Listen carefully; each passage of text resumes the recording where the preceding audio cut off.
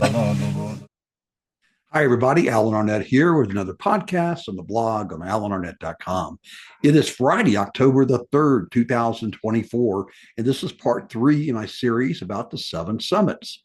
So, if you thought last week's about cozy, I'm going to stop there, was a bit confusing and strange with all the pronunciations, well, hold on to your seat because today, not only am I going to butcher how to say Mont Blanc in French, but also a bunch of other French words.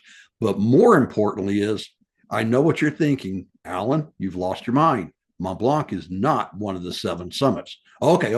I know. So hang on, just hear me out. Let's try this and let me see how far I can get with this before you hang up on me.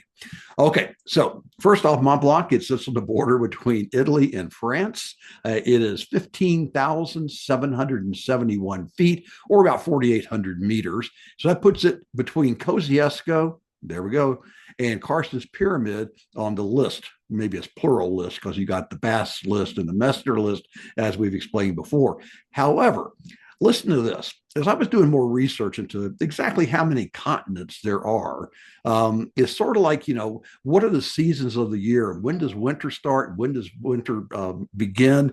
It seems like everybody around the world has different definitions. In general, I was taught back in school. Yes, I did go to school, not to learn English, though, but I was taught that there are seven continents, right? Asia, Africa, North America, South America, Antarctica, and then Oceania or Australia. And that's where a lot of the crux comes in with cozy. Is that, is that the highest one down there, or is it Carstensz Pyramid? But that's what we spent the entire last episode on. So this one, though, you say, wait a minute, Mont Blanc is in Europe. So is Europe not a continent? Well, politically, it's a continent. Tectonically, it's not really a continent. But there's a lot of pride that says that because of the cultural differences and the political characteristics, that it's more of a political continent than a geographic continent. Therefore, it does earn the right to be on the list. However, Russia is part of Europe. A lot of people think that Russia may be part of Asia, but in fact, is part of Europe. And that puts then Elbrus in Russia as the highest mountain in all of Europe. However, Mont Blanc is the highest mountain in Western Europe. Oh, okay. So to make things even a little more wonky, some people say there's only six continents where they combine North America and South America. Then there's, though, they say, nope, there's only five continents. That's when you start to combine North America and South America. And you have Africa, Asia, Europe, the North and South Americas, and then you have Oceania. And then yet there's another group that says there's only four continents. They put Europe, Asia, and Africa together as one continent. North and South America as the second continent. Antarctica is all by itself, as is Australia, according to that list. All right. Anyway, let's move on. The problem right now, though, in 2024 is that with the Ukraine war going on, in all seriousness, that many people are choosing not to go to Elbrus, and many people can't get into Russia these days for political reasons and other reasons. So they're choosing to go climb Mont Blanc as a substitute for Elbrus. So I guess there's a reason for all these things. All right, so let's talk about the mountain itself. First off, I was able to climb it three times. Once in 1995, I did. It was probably my first real mountain climb. I'd done a couple of 14ers here in Colorado, 14,000-foot peaks, but this was my first real snow climb using crampons and ice axe. I hired a French guide. He didn't speak any English. I didn't speak any French. Still don't, as you'll find out. And there was a third person with us, an older French man, but we went up and climbed it and just had the time of my life. And I think that's officially where I began to fall in love with mountaineering. Just the sound of my crampons crunching in the snow. It was cold that day, even though it was an August day in 1995. And just I felt the wind brushing against my face, turning my cheeks red. And then finally reached the summit just as the sun was coming up. And oh my gosh, those rays just spraying all over the French, the Swiss Alps, the Italian Alps, the French Alps. It's just unbelievable. And I just absolutely said, I want more. And so I was very fortunate at the time. I was living in Geneva, Switzerland, working for Hewlett Packard. And so right out my window, I could see Mont Blanc every day, and it kept calling to me. So one day I did it over a weekend. And then actually I went back two more times in 1998 as I was preparing to climb Choiu, my first 8,000 meter mountain.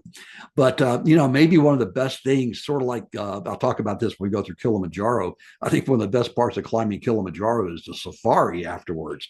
Well, one of the best parts of climbing Mont Blanc is just being in and around Chamonix, France.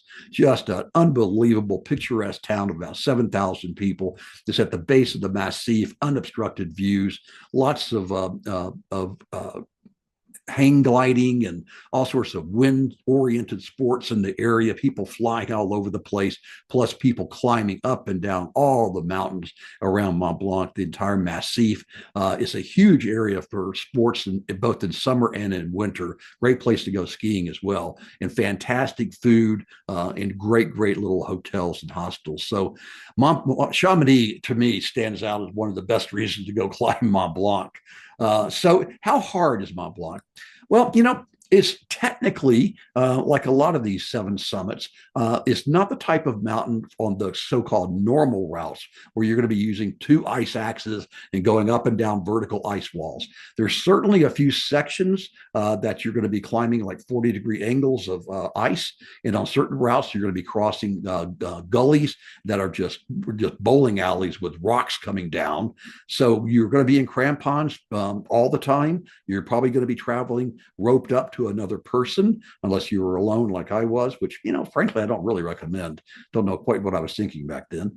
But nonetheless, it's just a fantastic experience, and it can be deadly. The actual death numbers are really hard to come by. I don't know why there's not some registry for a mountain as famous as this one, but it's estimated that 20 to 30,000 people try to climb Mont Blanc each year, with as many as 200 summiting each day from June to September, the height of the season.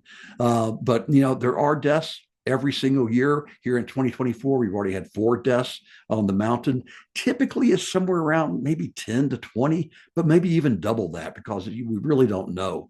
Back in 2008, a while back, 8 people died in an avalanche, 4 in a fall in 2009, and 6 in 2014 in one event. So, what happens a lot of times is that people get hit by avalanches, or somebody loses their purchase. In other words, they lose their balance, they begin to fall, and the team is not experienced enough to know how to self-arrest. And that one person falling, they're roped to the other team members, and they all end up falling down together. And unfortunately, it can be deadly in that case. Also the weather is kind of funky on Mont Blanc. It can be incredibly windy and cold, but like in 2022, it was so hot that the guides actually refused to guide on the mountain because the avalanche danger was so strong. The mayor of Saint Gervais, he wanted to charge people 15,000 euros to cover possible rescue and funeral costs. He tried to close the mountain, but he didn't have the authority to do that. But he did close a couple of the refuges on the mountain, citing rockfall and that danger. So on the mountain itself, like I said, it attracts 20 to 30,000 people a year. There's really around 6 named routes, possibly more, but there's areas that have never been climbed on Mont Blanc, like there are on most mountains around the world. But there ends up being 2 major routes that most people take. And the guides out of Chamonix, they earn a great living, charging about $1,000 for 2 people for the one-day climb, which it includes staying in one of the huts. What I did was I took the Aiguille du Midi, the tram up, the téléphérique up from Chamonix up to the Aiguille du Midi, and spent the night there. Had a very civilized, wonderful dinner, and then woke up early in the morning for some muesli and hot coffee, and then met up with my French guide and my partner, and then we took off to go climb the Tres Mont Blancs, or the 3 Mont Blancs, the 3 mountains.